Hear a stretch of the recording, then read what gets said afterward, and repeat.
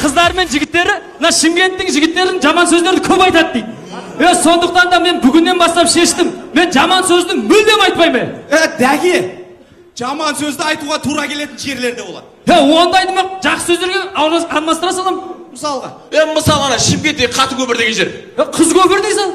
Ана Шымкенттегі Қошқарадан. Қамбар ата дейсің? Бопты. Мына өзіміздің Алматыдағы Сайна көшесі дейміз.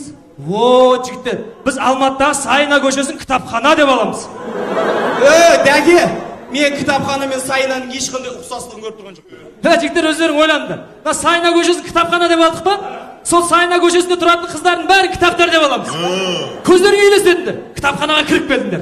Алдынан кітапхана шығады. Сәлеметсіз бе? Сізге қандай кітаптар керек? Қазақша кітаптар ма, әлде орысша кітаптар ма?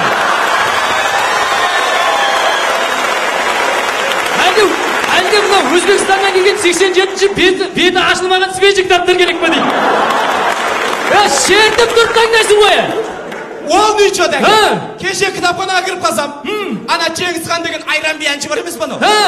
Сол терлеп тепшіп кітап оқып отырған.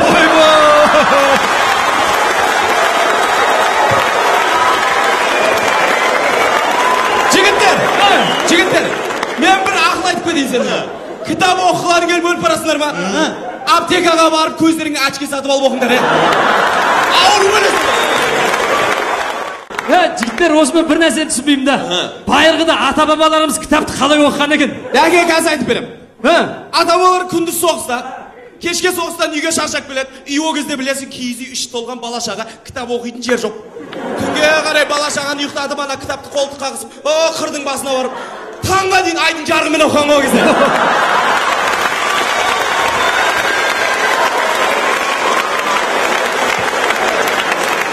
Жігіттер!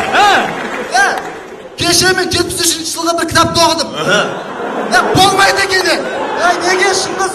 Парақты!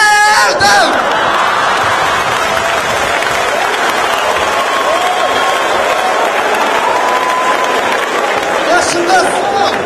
Оны қойш. Мына сосед үйіне Айман Шолпан деген жаңа кітап кепті. Айман оқыдым. Шыңғысын оқи алмадым. Шолпан. Шолпан оқымадың ба? Оқымадым. Шолпан мен оқыдым. Қалай екен? Мынандай. Баржа. Қалай екен?